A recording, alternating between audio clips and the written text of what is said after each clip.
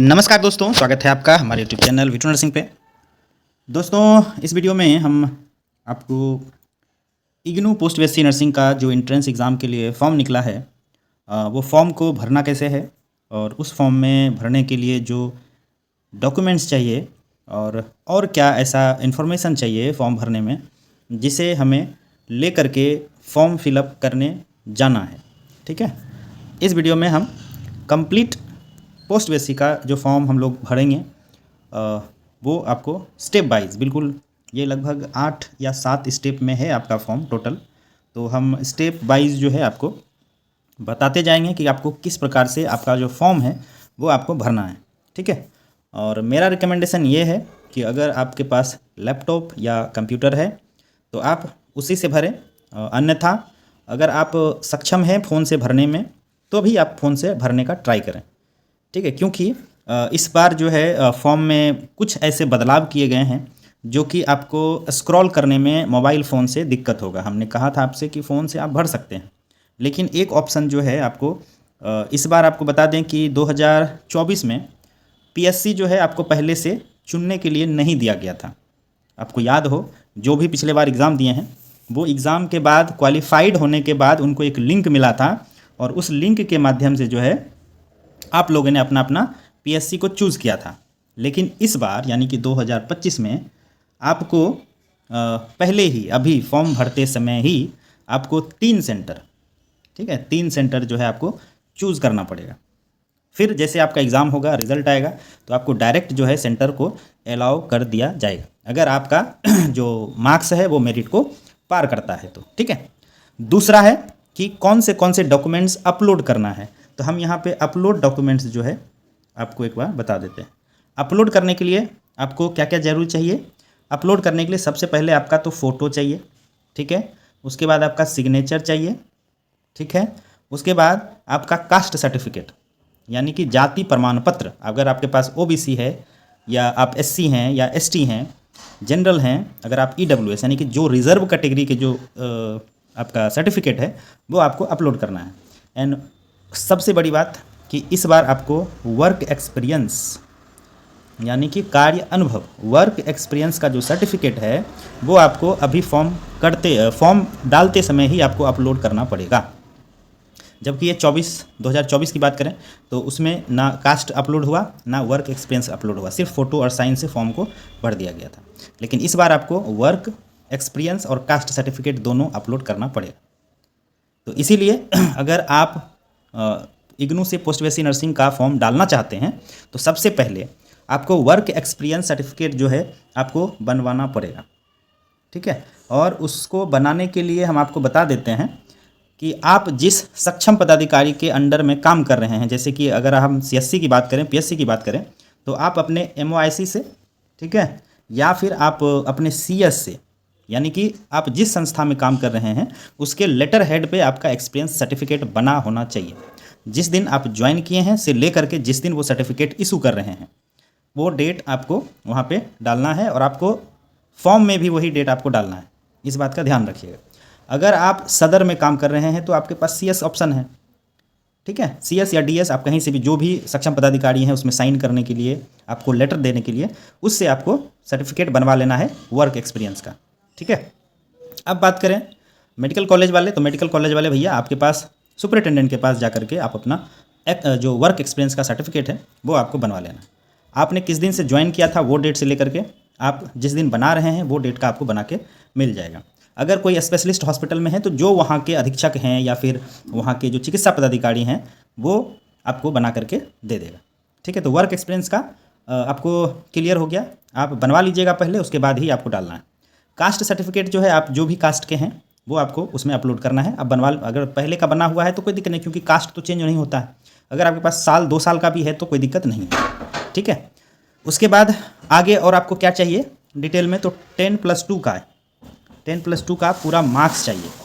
Marks का detail, आपको कितने कब पास आउट हुए हैं, आपको कितना मार्क्स आया था, कितना % मार्क्स आया था, वगैरह वगैरह। ठीक है, उसके बाद टोटल जीएनएम का पर ईयर यानी कि फर्स्ट, सेकेंड, थर्ड तीनों में आपको कितना मार्क्स आया, आउट ऑफ कितना आया, % कितना आया। उसके बाद आपका आरएन और आरएम नंबर, इसको लेकर के बहुत सारे ऐसे जो बिहार के खास करके अभ्यर्थी हैं उनको थोड़ा सा दिक्कत होने वाला है, क्योंकि आपको सिर्फ रजिस्ट्रेशन नंबर लिखा हुआ मिलता है। जबकि आप बीएससी नर्सिंग का अगर आप देखिएगा रजिस्ट्रेशन, तो उसमें आरएन नंबर एक अलग होता है, आरएम नंबर अलग होता है। तो जो जीएनएम है उनको आप बता देते हैं आरएन और आरएम। आपके पास जो रजिस्ट्रेशन नंबर है दोनों कॉलम में, यानी कि आरएन में भी और आरएम में भी, ये दोनों में आपको सेम भरना है। वही रजिस्ट्रेशन नंबर आपको आरएन में भी भरना है और आरएम में भी भरना है। रजिस्टर्ड नर्स और रजिस्टर्ड मिडवाइफ, आपका इशूइंग डेट हो जाएगा, सब कुछ उसी में सेम आपको डाल देना है। ठीक है, तो चलिए फॉर्म को शुरू करते हैं। फिलहाल हमने आपको जो नेसेसरी है वो हमने आपको बता दिया। हो सकता है थोड़ा सा वीडियो लंबा होगा, लेकिन वीडियो को आप ज़रूर देखिएगा। आपके जो भी डाउट है वो सारा का सारा आपको इसी वीडियो में क्लियर हो जाएगा। ठीक है, हम स्टेप वाइज आपको जो है बताने का प्रयास करेंगे। ये तो फर्स्ट स्टेप आ गया, हम आपको रजिस्ट्रेशन से शुरू करते हैं। ठीक है, एक्चुअली क्या है ना कि अभी डेटा ऑन करके वीडियो करने में क्या होता है, इतना डिस्टर्बेंस होता है, जिसके वजह से हमने सारे स्टेप का स्क्रीनशॉट ही ले लिया है और वो ही हम आपको यहाँ पे बताने का प्रयास करेंगे। ठीक है, जो लिंक आपके पास मिला है या हम इस वीडियो के डिस्क्रिप्शन में लिंक डाल देंगे फॉर्म एप्लीकेशन का, उस लिंक पे जाके आपको सिंपली क्लिक करना है। ठीक है, वो लिंक पे जा करके आपको क्लिक करना है। लिंक पे जब आप क्लिक कीजिएगा तो वहाँ पे आपको आएगा न्यू रजिस्ट्रेशन का। न्यू रजिस्ट्रेशन में आपको देखिए यहाँ पे क्या है, एक यूज़र आईडी बनाना है। ठीक है, कुछ भी एक बड़ा लेटर या इसमें शायद छोटा लेटर ही, स्मॉल लेटर से आप स्मॉल लेटर से एक नंबर दे करके 1 2 3 किसी भी नंबर दे करके @ करके एक यूज़र आईडी आपको बना लेना है। ठीक है, उसके बाद आपका नाम जो कि आपके डॉक्यूमेंट्स में है। ठीक है, आपका नाम, आपका ईमेल आईडी 2 बार भरना है। उसके बाद आपको अपना पासवर्ड बना लेना है। पासवर्ड बनाने के लिए भी एक बड़ी लेटर, छोटी लेटर और नंबर्स और एक स्पेशल कैरेक्टर। ठीक है, उसके बाद मोबाइल नंबर आपको डाल करके ये कैप्चा आपको भरना है और यहाँ रजिस्टर्ड कर लेना।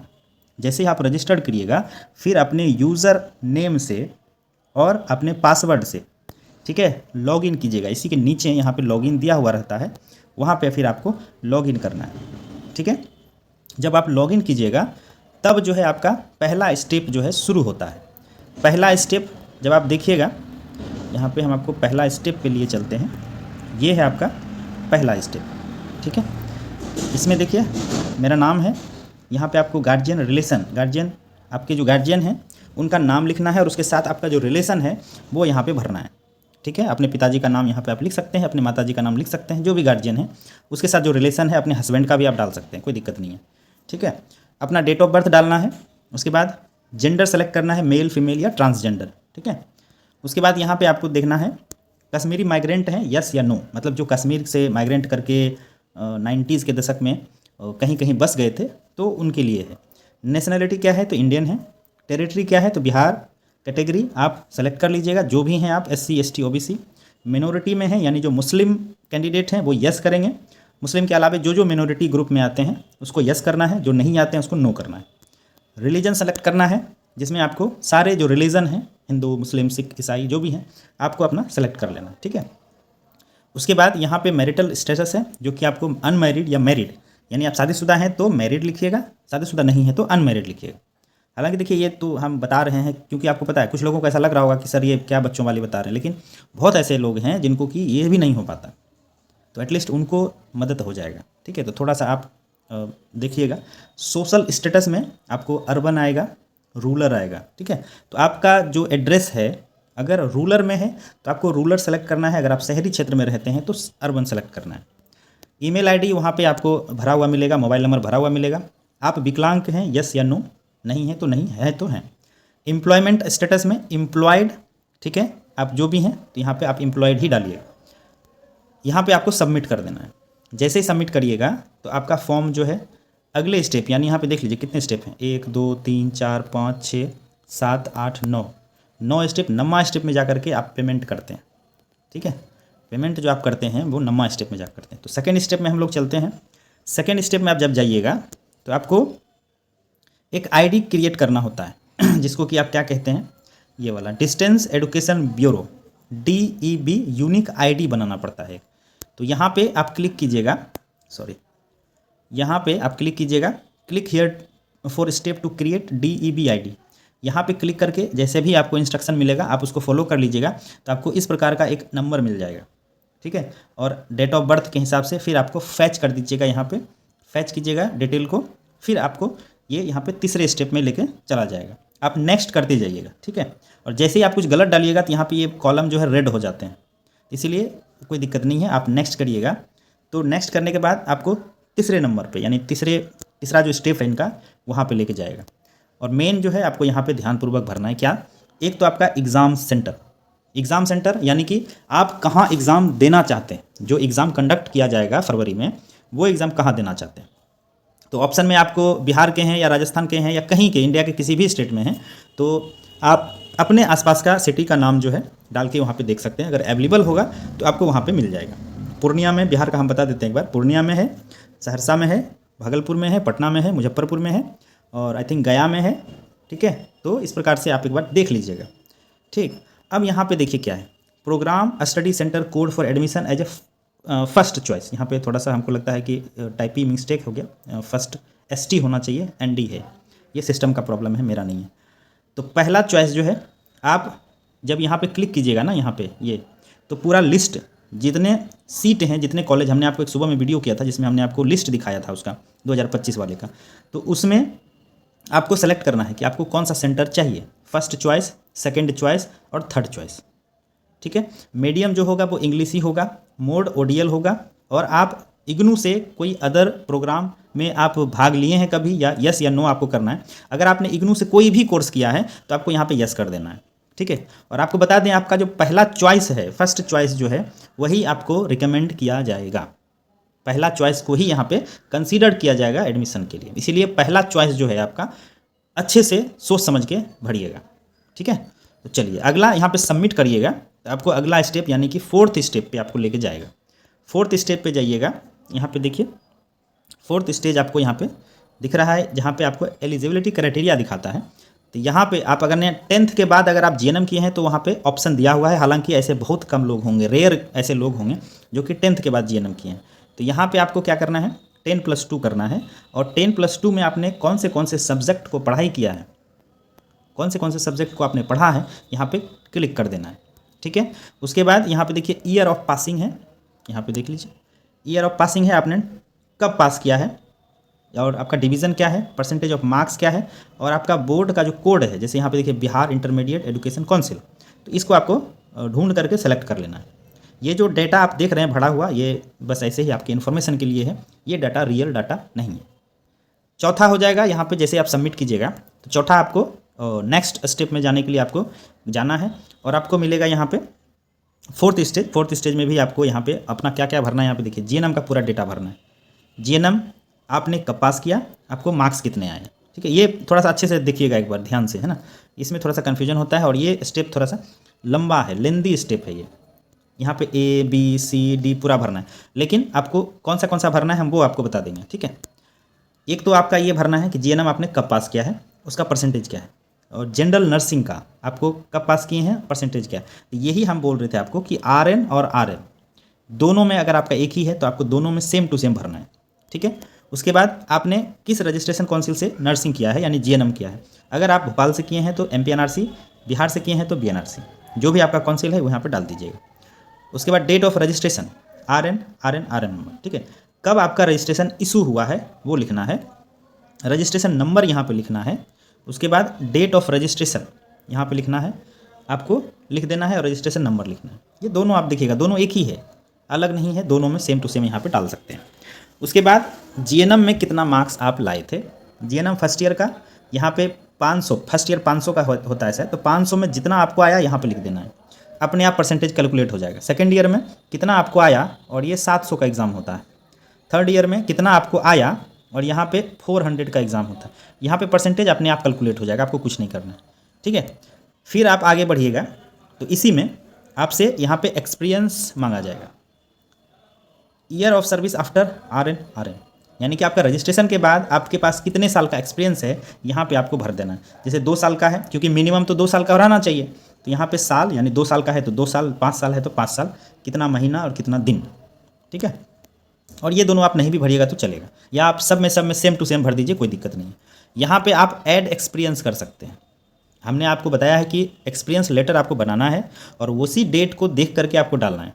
ऐड एक्सपेंस कीजिएगा तो आपका सारा का सारा आप किस ऑर्गेनाइजेशन में काम कर रहे हैं, वहाँ मतलब किसके अंडर में आपका ऑर्गेनाइजेशन है, बिहार सरकार के अंदर है, हेल्थ डिपार्टमेंट के अंदर है, कितने कब ज्वाइन किए हैं और कब आप कर रहे हैं, ठीक है, तो वो आपको इसमें डाल देना, ठीक।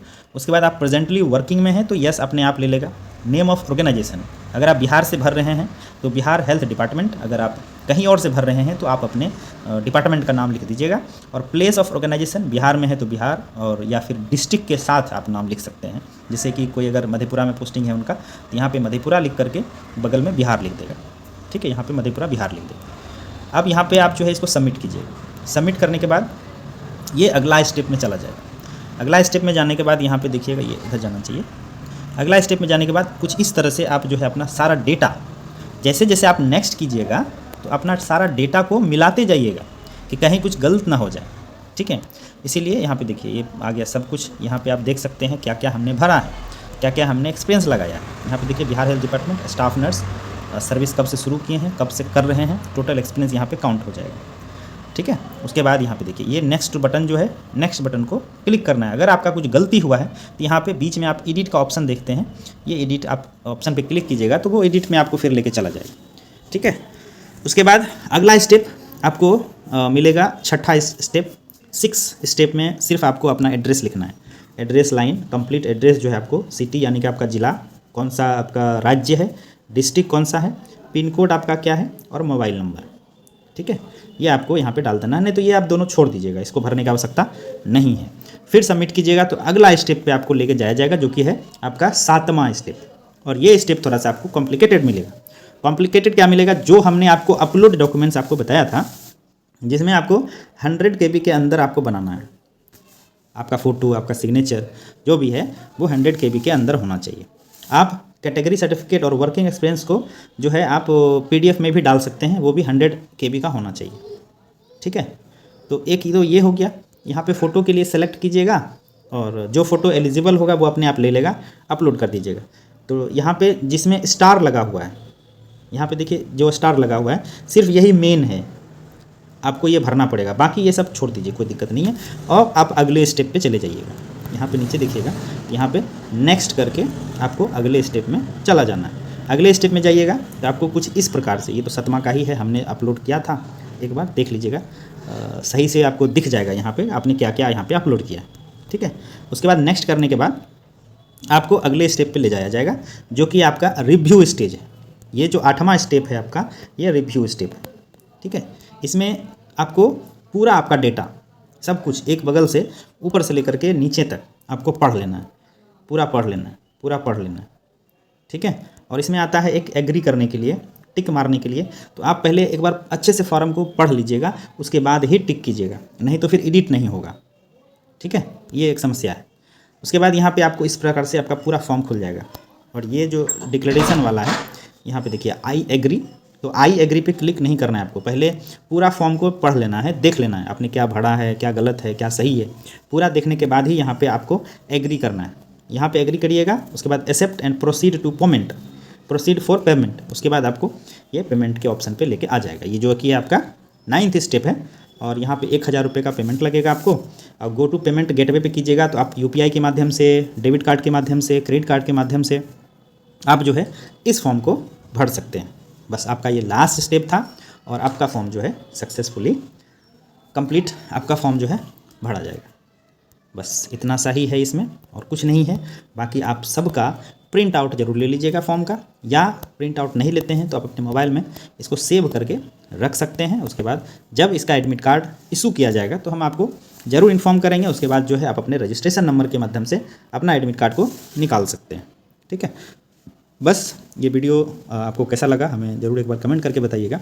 और बाकी कोई दिक्कत होता है तो आप साइबर कैफ़े में जा करके अपना फॉर्म को भरवा सकते हैं। ज़्यादा कुछ नहीं है, हमने आपको जो जो डिटेल्स बताए हैं वो डिटेल्स आपको साथ में ले जाने हैं और फिर कुछ नहीं, आपको कोई दिक्कत नहीं है। फिर आप आराम से भरवा सकते हैं फॉर्म, या अपने फ़ोन से भी ट्राई कर सकते हैं। अगर आपसे हो पाएगा तो आप अपने फ़ोन से भी ट्राई कर सकते हैं, ठीक है। क्योंकि बहुत सारे ऐसे लोग हैं जो जिनसे नहीं हो पाता है, तो वो क्यों फिर इसमें दिमाग लगाएगा। बस हमने आपको क्या क्या इसमें चाहिए, क्या क्या कैसे कैसे भर सकते हैं, वो हम आपको इस वीडियो में आपको बता दिए। इसका जो टेंटेटिव एग्ज़ाम डेट है वो 23 फरवरी का है। उस हिसाब से आप अभी से तैयारी करना शुरू कर दीजिए, ठीक है। बाकी ये वीडियो आपको कैसा लगा हमें ज़रूर कमेंट करके बताइएगा। अगर ये अच्छा लगा तो आप अपने दोस्त को भी शेयर करें जो फॉर्म डालना चाहते हैं। ठीक है दोस्तों, अपने नर्सिंग ग्रुप में भी इसको भेजें ताकि मुझे भी एक पॉजिटिव वे में हमें भी ऐसा लगे कि आप लोग हमारे लिए कितना चाहते हैं। ठीक है, आप लोगों का प्यार तो हमें बहुत मिला है, बहुत कम समय में हमने इतने इतने लोगों को जोड़ लिया है, पूरे परिवार को जोड़ लिया है, इसके लिए भी आपको बहुत बहुत धन्यवाद। और कुछ लोग थे जो हमने मैसेज किया था सुबह में, जब हमने वीडियो किया था तो हमारे पास कुछ मैसेज आए थे जिसमें वो पूछ रहे थे क्या पढ़ाई करें। तो एक तो सबसे बेस्ट सजेशन है कि आप पोस्ट इग्नू का जो पोस्ट बेसिक का प्रीवियस ईयर क्वेश्चन है आपके पास 1 2 3 4 2011 से आपको मिल जाएगा। जितने प्रीवियस ईयर के क्वेश्चन हैं आप उसको अच्छे से पढ़ लीजिए। ठीक है, उससे लगभग आपका 40% का जो तैयारी है वो हो जाएगा। बाकी जो पोर्शन है वो आपका रिसर्च और मैनेजमेंट का है, नर्सिंग एजुकेशन का है और सेक्रेटरी का है। ये 2 चीज़ पे थोड़ा सा और फोकस करना है आपको। बाकी एमएसएन तो लगभग सब लोगों का ठीक ही रहता है, रिसर्च और सेक्रेटरी। ठीक है, यानी मेंटल हेल्थ वाला थोड़ा सा देख लीजिएगा। ठीक है दोस्तों, बाकी आगे ऐसे ही वीडियो आपके लिए लाते रहेंगे। अगर आपको मेरा चैनल अच्छा लगता है तो ज़रूर सब्सक्राइब कर लीजिए, अपने दोस्तों को भी शेयर करें। ठीक है दोस्तों, थैंक यू, धन्यवाद।